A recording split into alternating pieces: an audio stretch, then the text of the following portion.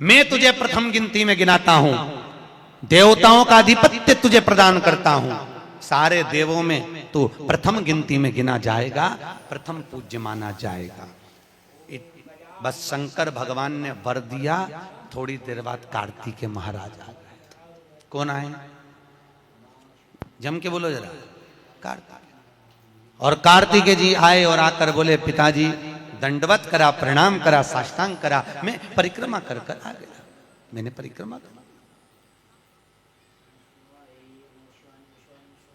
अब इधर तो देवता सब सारे देवता मिलकर अक्षत छोड़ रहे गणेश जी के ऊपर, स्वस्ति वाचन हो रहा, लोग प्रणाम कर रहे, नमन कर रहे, लोग आवाज लगा रहे, श्री गणेश जी महाराज की। अब सारी दुनिया में आवाज लग रही गणेश जी। तो कार्तिकेय ने पूछा, माँ ये गणेश जी का जय घोष क्यों हो रहा है? गणेश जी के जयकारे क्यों हो रहे हैं? गणेश जी के लिए इतना जय घोष? तो माता पार्वती ने भगवान शंकर के शब्दों को कार्तिकेय को सुनाया। कार्तिकेय रो पड़े, माँ मैं परिक्रमा कर कर आया, गणेश जी ने केवल आपकी परिक्रमा लगा ली, आपने उसको प्रथम गिनती में मान लिया। माँ उसने बुद्धि का परिचय दिया और मैंने कर्म का परिचय दिया। बुद्धि का परिचय, कर्म का परिचय।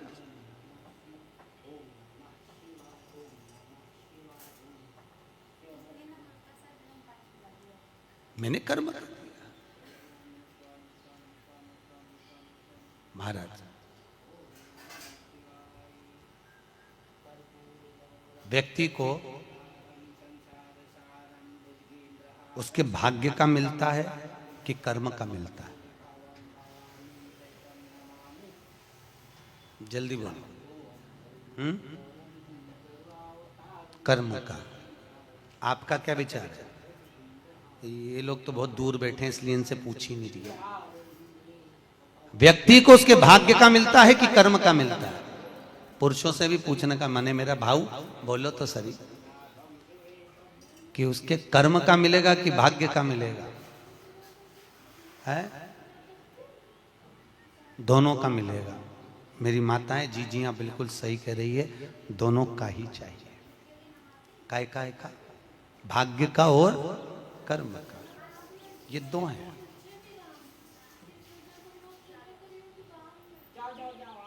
बैंक में एक लॉकर होता है, उस लॉकर में लोग अपनी रकम रखते हैं। बोलो तो सही है गलत? रखते हैं कि नहीं रखते? अपनी चेन, अंगूठी, मोबाइल, पर्स सब लॉकर के अंदर रखते हैं। बैंक में लॉकर होता है, लॉकर में रखने के बाद में लॉकर की दो चाबी होती है। कितनी चाबी लॉकर की? दो।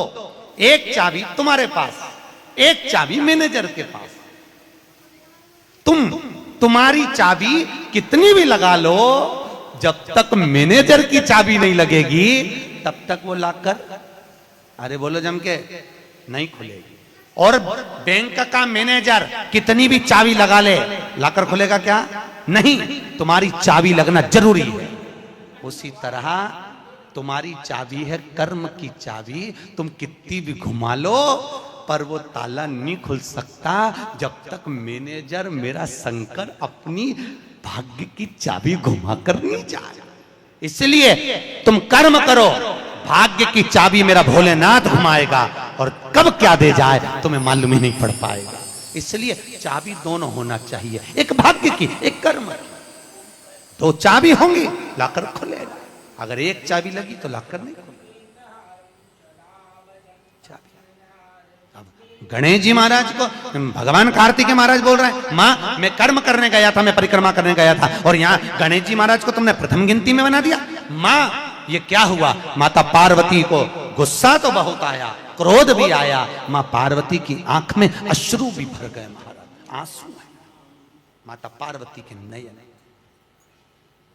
अश्रु।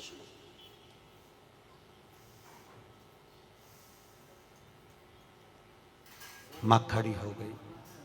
माता पार्वती ने आज खड़े होकर भगवान भोलेनाथ जी से निवेदन करा, आपने अपनी जिंदगी की ये गलती कर दी। क्या गलती? शंकर भगवान पूछ रहे हैं कौन सी गलती? तुमने गणेश जी को प्रथम गिनती में बना दिया, कार्तिकेय भी तो गया था।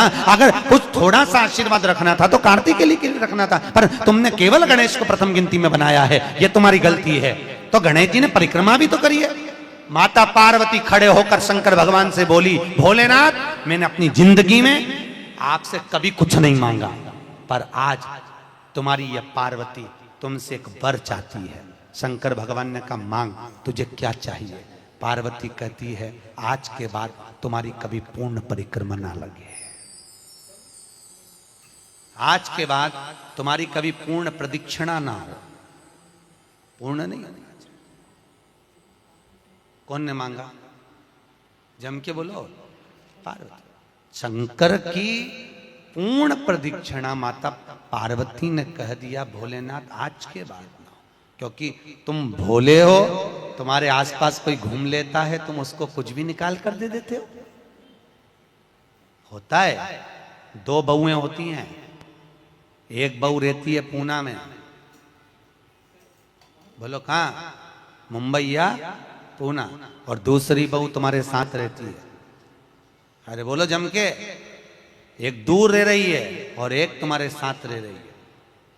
पर सास को जो साथ रह रही है ना, रोज पूछ रही है ना, वो अच्छी नहीं लगती। वो जो दूर रहती है ना, उसका गुणगान 24 घंटे करती है। ये डोकरियों की आदत भी बुरी, बढ़िया, बड़ी बुरी आदत। जो पास रह रही वो अच्छी नहीं लग रही, जो दूर रह रही ना, वो दिवाली पे आती है, बस दिवाली पे 30 त्योहार पर आती है, और दिवाली पे आते और आके पल्लू वल्लू लेके मम्मी जी मम्मी जी मम्मी जी करके आई आई करके बस 2-4 बार इधर उधर घूमेगी, और सास इतनी खुश हो जाएगी, तुरंत अंगूठी निकाल के चुपचाप रख ले।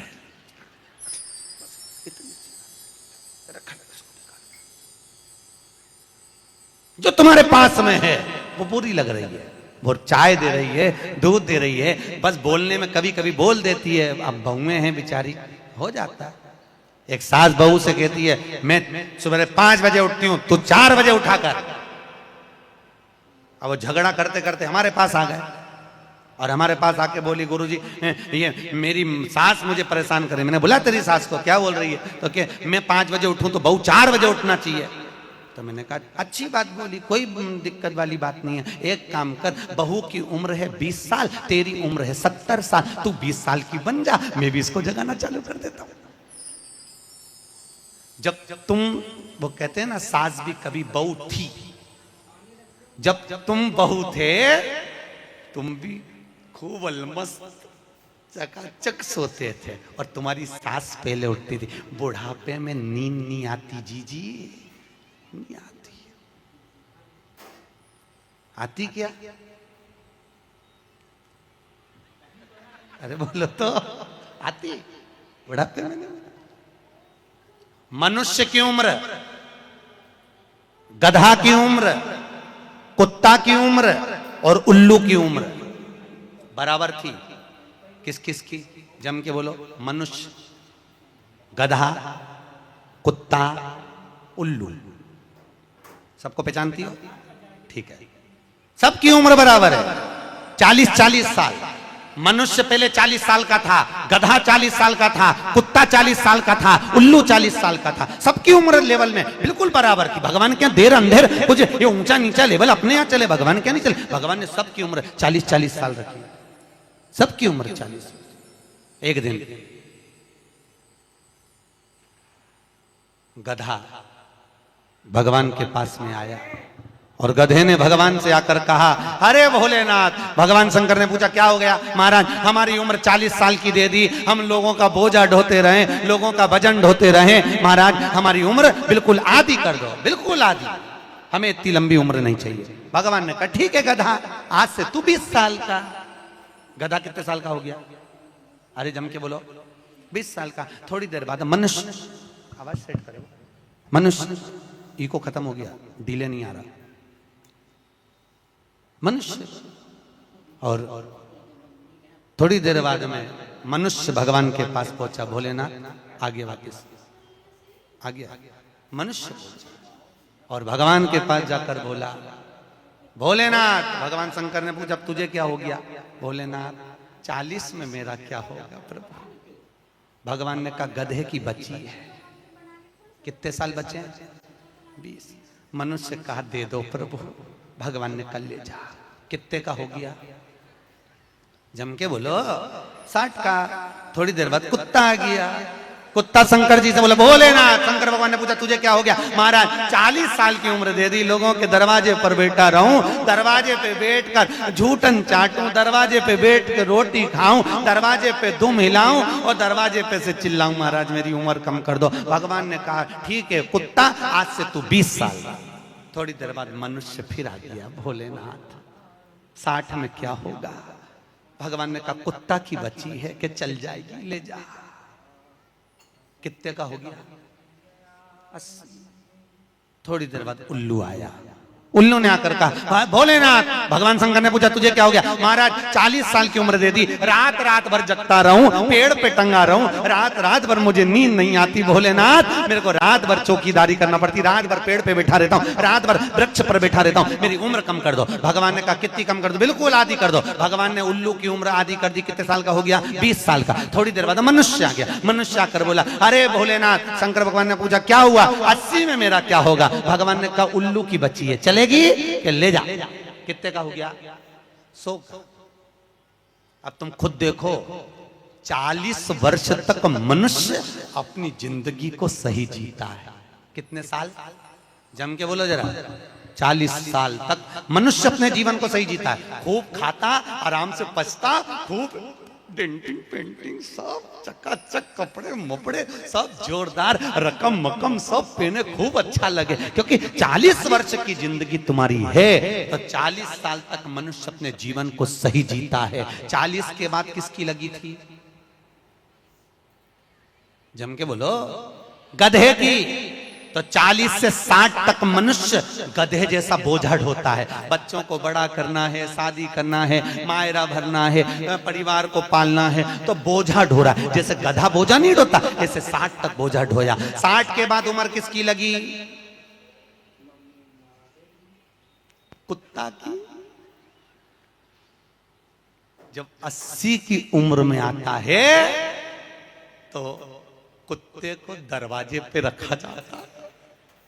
जब तुम्हारी 80 की उम्र होगी तो घर के लोग कुर्सी डाल के, खटिया पलंग दरवाजे के पास हॉल में बिठा देंगे, वहीं बैठे, और रोटी भी दरवाजे के पास, चाय भी दरवाजे के पास, क्योंकि कुत्ते को अंदर परमिशन नहीं है। और कोई भी मिलने आया तो वहीं से चिल्लाया बहु, वहीं से आवाज लगा रहा, क्योंकि कुत्ते की उम्र लगी है। वहीं से अब कुत्ते के बाद में 80 के बाद 80 से 100 उल्लू की। डॉक्टर साहब क्या गई? डॉक्टर साहब मुझे रात में नींद नहीं आती। डॉक्टर साहब ने टेबलेट दे दी, नींद की गोली दे दी, डॉक्टर साहब ने इंजेक्शन लगा दिया। कितने भी अच्छे अच्छे डॉक्टर को दिखा लेना, पर 80 से 100 साल की जब उम्र होगी डॉक्टर को क्या मालूम कि किसकी लग गई। शिव महापुराण कहती है 80 से 100 में कितनी भी दवाई खाओ, कितने भी इंजेक्शन लगवाओ, पर रात्रि को नींद नहीं आएगी। गोली खा भी लोगे तो रात के 1:30-2 बजे तक चकाचक सोएगी, 2 बजे के बाद उल्लू जैसी बैठी रहेगी। 2 बजे के बाद कितना भी खाओ, कितनी भी दवाई खाओ, कितने भी अच्छे डॉक्टर को दिखाओ, पर 80 से 100 में जाग रही। आधी रात को जागे, बहू के मम्मी सो नहीं रही, आई सोई नहीं, आई के मारे नींद ही नहीं आई। अब इसके कौन समझाए? उल्लू की लगी, कौन समझाए इसके? 80 से 100। अपन तो सब कथा छोड़ो, अपन अपनी कथा पे आओ। चलो महाराज, तो जो बहुत दूर रहती है ना वो अच्छी लगती है, जो पास में रह रही दूर के ढोल सुहावन, ठीक नहीं है, श्रेष्ठ नहीं है। भागवत ज्ञान गंगा यज्ञ समिति वालों, काय श्रेणी की कथा 10-15 मिनट ज्यादा हो जाए तो कोई दिक्कत तो ना है? हाँ, क्या विचार है तुम्हारा? नहीं, अगर खाना हो तो मैं तुम अक्षतम केसम कर दूं, मारे का ये मिर्ची का ठेसा तैयार, अपने कहीं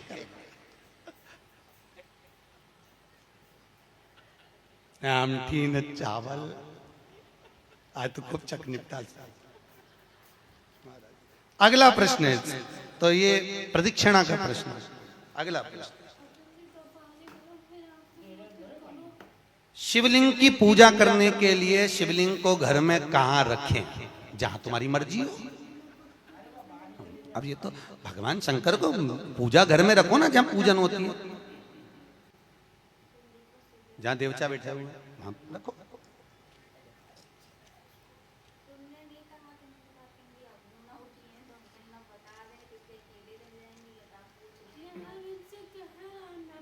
पीपल के पेड़ को सोमवती अमावस्या के दिन 108 फेरी क्यों लगाई जाती है? वाह, बहुत बढ़िया। हमने तो नहीं की लगाओ, अब तुम्हारा मन है 108 लगाने का। याद रखना, पीपल के वृक्ष की परिक्रमा करने से वैभव बढ़ता है, आंवले के वृक्ष की परिक्रमा करने से लक्ष्मी बढ़ती है। याद रखिए, तुलसी की परिक्रमा करने से सौभाग्य बढ़ता है। अब 108 मन का लगाओ, चाहे 208 लगाओ, 216 लगाओ, ये आपके ऊपर है। यहां आपका भाव होना चाहिए कि हम भगवान को कैसे रिझाएं, कैसे रिझाएं, ये आपका भाव है। उसका फल क्या है? तो उसका फल वैभव प्राप्ति का है, धन प्राप्ति का, यश प्राप्ति। आप जितनी लगा।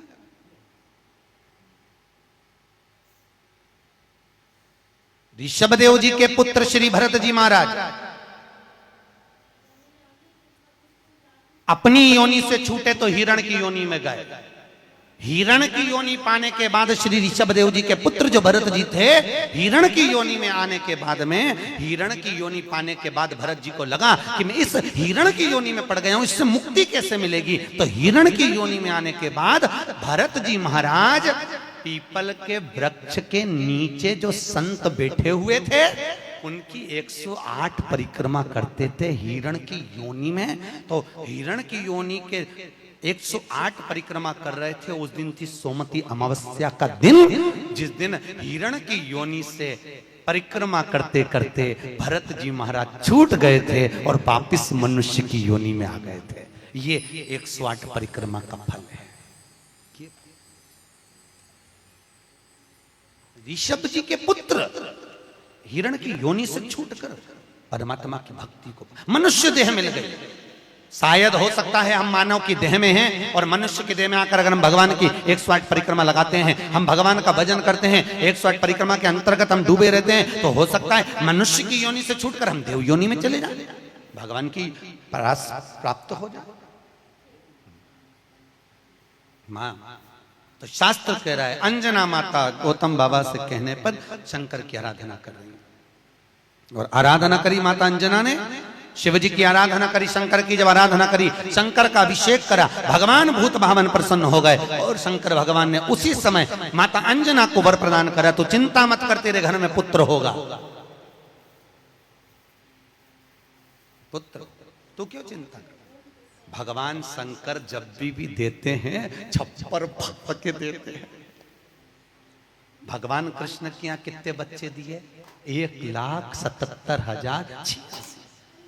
अब अंजना माता के यहाँ भगवान संतान दे रहा है। भगवान अंजना माता के यहाँ हनुमान जी महाराज कितने भाई थे? माता अंजना के गर्भ से जो संतान हुई थी, हनुमान जी महाराज सगे भाई कितने थे? हनुमान जी कितने भाई? अरे बोलो तो सही, हनुमान जी भाई कितने हैं? सगे भाई कितने हैं हनुमान जी महाराज? तो अंजना माता ने जब भगवान शिव की आराधना करी, शंकर की जब आराधना करी, तब भगवान शंकर प्रसन्न हुए। समय बीता, माता अंजना के गर्भ में भगवान शंकर के तेज पुंज को पवन देव ने ले जाकर माता अंजना के गर्भ में स्थापित करा। स्थापित करने के बाद पूर्णिमा के दिन, चैत्री पूर्णिमा के दिन, भगवान अंजना माता के गर्भ से शंकर का ही एक अवतार श्री हनुमान जी महाराज प्रकट हुए हैं। महाराज श्री हनुमान जी महाराज की। हनुमान जी सगे भाई हैं 6। कितने भाई हैं? 6 सगे भाई। सबसे पहले नंबर हनुमान, फिर गतिमान, केतुमान, धृतिमान, यतिमान, ऐसे हनुमान जी महाराज के 6 भाइयों का क्रम वर्णन किया गया है। कितने भाई हैं? 6। हनुमान जी महाराज का एक भाई है जिसका नाम है गतिमान। क्या नाम है? गतिमान। और जिसके यहाँ पर फैक्ट्री हो, किसी भी तरह की फैक्ट्री हो, चाहे वो नट बोल्ट की हो, पानी की हो, किसी भी तरह की फैक्ट्री हो, अगर फैक्ट्री में जरा सी भी तकलीफ आती है तो हनुमान जी महाराज के उल्टा पांव, लेफ्ट पांव के नीचे का सिंदूर लाकर गतिमान का नाम लेकर अगर फैक्ट्री पर स्वस्तिक बना दिया जाता है तो वो फैक्ट्री धड़ाके से चलना चालू हो जाती है, कभी खराब नहीं होती, कभी परेशान नहीं करती। महाराज गतिमान हनुमान जी के 3 नंबर का भाई, गतिमान का नाम। ये जो राजनेता होते हैं ना, जब चुनाव लड़ने के लिए जाते हैं और उन्हें विजय प्राप्त करना है तो विजय पाने के लिए वो एक ही काम करते हैं। हनुमान जी के 3 नंबर का भाई गतिमान, उस गतिमान के नाम से जो व्यक्ति युद्ध करने के लिए जा रहा है या विजय पाने के लिए जा रहा है, अपने बराबर का लच्छा, लच्छा जानते हो, नाड़ा मोली, उसको नाप कर गतिमान के नाम से लपेट कर हनुमान जी के मंदिर में रख देता है और उस मोली को फिर अपने हाथ पर बांध लेता है, तो वो हार नहीं सकता, विजय ही प्राप्त करेगा। गतिमान का इतना प्रभाव है, चाहे कुछ भी। गतिमान गतिमान है, वो नीचे नहीं गिरने, उसकी प्रखर गतिमान। श्री हनुमान जी महाराज का प्रागट्य हुआ, अंजना माता के गर्भ से श्री हनुमान जी महाराज प्रकट हुए। पवन तनय संकट हरन मंगल मूर्त रूप, राम लखन सीता सहित हृदय बसौ सुर भूप। श्री हनुमान जी महाराज प्रकट हुए, देवताओं ने पुष्पों की वृष्टि करी, गंधर्व गान करे, अप्सरा नृत्य करी, चारों तरफ सुख समाहित हुआ। श्री हनुमान जी महाराज की, हनुमान जी महाराज प्रकट हुए। प्रबल रावण को मारने में सबसे ज्यादा सहयोग किसने करा था? अरे जम के तो बोलो, हनुमान जी। पूरी पृथ्वी पर सबसे ज्यादा मंदिर किसके हैं? बोलो तो हनुमान के। अपने करमाला में तुम गिनना, अगली बार आऊंगा तो पूछूंगा। अगर अगली बार भागवत ज्ञान गंगा यज्ञ समिति ने मान लो बुलाया तो पूछूंगा आपसे आके कि करमाला में कितने हनुमान जी के मंदिर हैं और राम जी के मंदिर कितने हैं। राम जी के मंदिर अगर 5 होंगे तो हनुमान जी के मंदिर 20 होंगे। हर जगह पर हनुमान मिल जाएंगे, हर जगह, कहीं पीपल के नीचे, कहीं कहीं बैठे हुए, कहीं कहीं बैठे, हनुमान ही हनुमान, ढेर सारे हनुमान। हनुमान, आखिर हनुमान जी के मंदिर ज्यादा, राम जी के मंदिर कम क्यों? नहीं तो राम के मंदिर ज्यादा होना चाहिए, हनुमान के मंदिर कम होना चाहिए, पर हनुमान के मंदिर ज्यादा इसलिए हुए क्योंकि हनुमान जी ने राम जी की इतनी सेवा करी, इतनी सेवा करी कि भारत की भूमि पर सेवा पुजा गई, इसलिए हनुमान जी के मंदिर ही मंदिर बन गए। मंदिर तुम्हारे भी बन सकते हैं अगर तुम सही से माता पिता की सेवा करो तो। मंदिर बनने में देरी नहीं लगी, तुम करो तो मंदिर बन। रावण को मारने में सबसे ज्यादा सहयोग किसका था? अरे बोलो जम के, हनुमान जी का।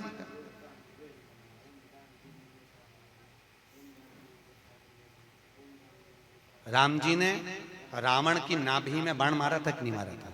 अरे बोलो जम के, क्या था नाभि में? अमृत। तो जब रावण की नाभि में राम जी महाराज बाण मार रहे हैं तो रावण क्यों नहीं मर रहा? मर जा रावण, क्योंकि नाभि में अमृत है, वो तो सूख चुका है, मरे ना, फिर मरता क्यों नहीं है रावण? क्यों नहीं मरा रावण? राम जी से 10 मुख हो गए फिर भी नहीं मर पाया, फिर तैयार। फिर विभीषण कह रहा है कि ये रावण की नाभि में अमृत है, मारो, और राम जी बाण पर बाण छोड़ रहे हैं तो रावण नहीं मर रहा, धराशायी होकर नहीं गिर रहा, वहीं की वहीं खड़ा है, स्थिर की स्थिर, मरने को तैयार ही नहीं है। ये भी बड़ी विचित्र सिचुएशन है। मर ही नहीं दिया। चिंता लग गई हनुमान जी को युद्ध देखते देखते। हनुमान जी महाराज समझ गए जरूर कोई बात है जिससे ये रावण नहीं मर गया। भगवान ने इतने बाण छोड़ दिया नाभि में, विभीषण करे नाभि में मारो, नाभि में ही भगवान मार रहे तो भी नहीं मर रहा। हनुमान जी महाराज ने देखा युद्ध अपनी जगह चलता रहेगा, हनुमान जी गए लंका के अंदर पहुंच गए। एक पंडित जी का रूप रखा, संत का रूप रखा, गुरु का रूप रखा और ब्राह्मण का रूप रखकर हनुमान जी अंदर आए लंका में। और लंका में सब लोगों के हाथ देखने लगे, हाथ दिखाओ। अब सही सही बताया, हनुमान तो हनुमान, सबका भाग्य बता रहा है। इतने में मंदोदरी के पास खबर पहुंच गई कि लंका में कोई ऐसा विद्वान पंडित आया है जिसको हाथ दिखा तो भाग्य बताता है। मंदोदरी निकल कर बाहर आ गई। मंदोदरी ने आकर कहा, ब्राह्मण देवता मेरा हाथ देखकर बताओ कि मेरा भाग्य क्या कहता है। इतने में हनुमान जी ब्राह्मण के रूप में थे। हनुमान जी ने कहा, पंडित जी बोले ब्राह्मण के रूप में, हनुमान जी बोले तेरे पति के ऊपर काल मंडरा रहा है और तेरा पति मरने को तत्पर खड़ा है। पर सुन ए स्त्री, तेरा पति इतनी जल्दी नहीं मर सकता, क्योंकि तेरे पति के पास जरूर कोई राज की बात है। इतने में मंदोदरी बोली, पंडित जी आपने बिल्कुल सही कहा, एक ऐसी राज की बात है, मेरा पति मर ही नहीं सकता। हनुमान जी तुरंत बोले, वो राज की बात या तो मैं जानता हूं या तू जानती है।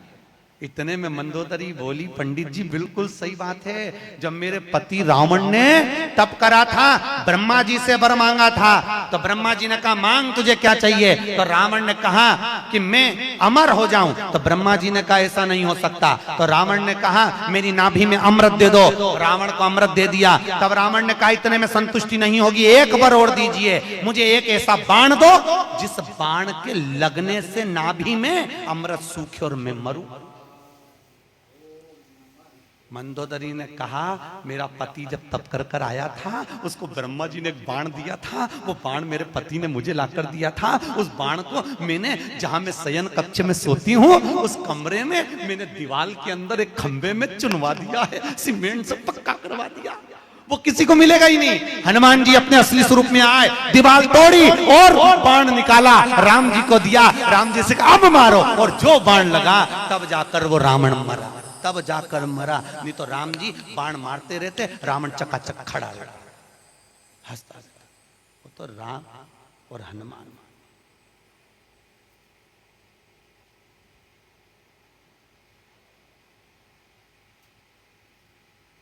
रावण न मरेगा मेरे राम के बिना, और राम न मिलेंगे हनुमान के बिना। श्री राम जय जय राम, श्री राम जय राम। भगवान राम जी महाराज आनंद में विराजमान महाराज, इसलिए भगवत भजन का स्मरण है, भगवत नाम का। श्री हनुमान महाराज पवन तनय संकट हरन, मंगल मूर्ति रूप, राम लखन सीता सहित हृदय बसौ सुर। भगवान श्री हनुमान जी सहज नहीं, हनुमान जी महाराज आनंद में स्थापित हुए, विराजमान हुए। कुछ समय बीतता है महाराज, और उस समय की अनुकूलता में भगवान तुमरुका जी चंचुला देवी को भगवान शंकर के नंदन वन भ्रमण की चर्चा करते हैं। भगवान शंकर माता पार्वती के साथ में काशी घूमने के लिए गए। माता पार्वती अकेली बैठी हुई थी, शंकर भगवान को जाना पड़ा कोई काम से। पार्वती जी बोली मैं अकेली क्या करूंगी भोलेनाथ। शंकर भगवान ने कहा पार्वती तेरे एकांत को मिटाने के लिए तू इस वृक्ष से, सामने अशोक का वृक्ष था, इस वृक्ष से जो मांगेगी वो तुझे मिल जाएगा। पार्वती जी ने अपने शोक को दूर करने के लिए, एकांत को दूर करने के लिए अशोक के वृक्ष से एक अशोक सुंदरी को प्रकट करा। शंकर भगवान की 6 नंबर की लड़की है अशोक सुंदरी। थोड़ा आवाज बढ़ाओ, रिटर्न किया। अशोक सुंदरी भगवान शंकर के 6 नंबर की लड़की अशोक सुंदरी। अशोक सुंदरी प्रकट, भगवान शिव ने आनंद स्थापित कराया। समय आया, आगे जो वर्णन आया भगवान भूत बामन भूतेश्वर भगवान शिव 12 ज्योतिर्लिंग की कथा का स्मरण कराते हैं। 12 ज्योतिर्लिंग की कथा यहाँ पर प्रारंभ होती है महाराज। 12 और 12 ज्योतिर्लिंग की कथा का स्मरण कराया।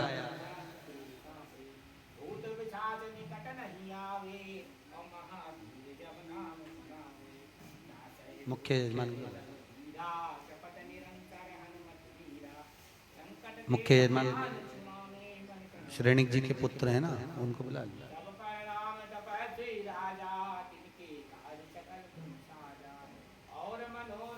10 मिनट श्रेणिक जी जो मुख्य यजमान है रोज पूजन में बैठे हैं, आपके पुत्र और बहू, उनको 5 मिनट 10 मिनट के लिए बुला दो। जोड़े से बिठा दो उनको सामने।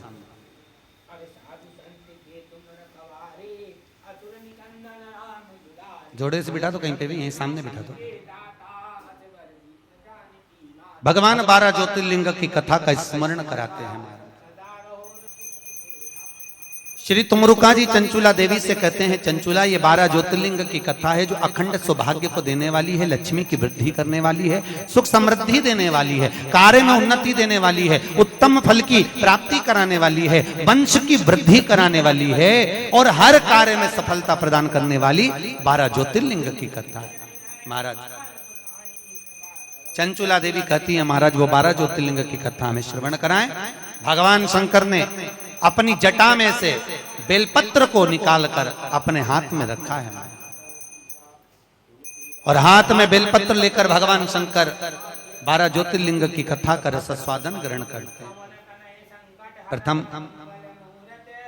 एक बार चंद्रदेव को अपनी काया का अभिमान हुआ। काया के अभिमान से चंद्रदेव बड़े प्रखर हुए और अपनी केवल एक धर्मपत्नी रोहिणी पर ध्यान देते थे, बाकी की पत्नियों पर ध्यान नहीं दिया। सारी धर्मपत्नियों ने जाकर दक्ष प्रजापति से विनती करी। दक्ष ने चंद्रदेव को समझाया, चंद्रदेव तुम मान जाओ, अपनी काया का अहंकार ना करो। चंद्र मानने को तैयार नहीं, रोहिणी पर आसक्ति ज्यादा थी। एक दिन दक्ष प्रजापति ने श्राप दे दिया, अरे चंद्र मैंने अपनी इतनी बेटियां तुझे ब्याही और उसके बाद भी तू केवल एक कन्या पर ध्यान देता है, अपनी धर्मपत्नियों पर ध्यान नहीं दिया। मैं तुझे श्राप देता हूं, तेरा शरीर टपक टपक कर गिरे, तुझे क्षय रोग हो जाए। क्षय शरीर टपक टपक कर नीचे गिरने लगा। महाराज चंद्रदेव इधर उधर भटकते हुए देवऋषि नारद के पास पहुंचे। नारद जी महाराज अपनी मस्ती में भगवत भजन में लगे हुए थे। महाराज नारायण श्रीमन नारायण, नारायण श्रीमन नारायण, नारायण श्रीमन नारायण। गाइए, सब गाइए। नारायण श्रीमन नारायण, ओ नारायण श्रीमन नारायण, नारायण श्रीमन नारायण, नारायण श्रीमन नारायण, ओहो नारायण श्रीमन नारायण, नारायण श्रीमन नारायण, नारायण श्रीमन नारायण, नारायण श्रीमन नारायण, ओहो नारायण श्रीमन नारायण, नारायण श्रीमन नारायण, नारायण श्रीमन नारायण,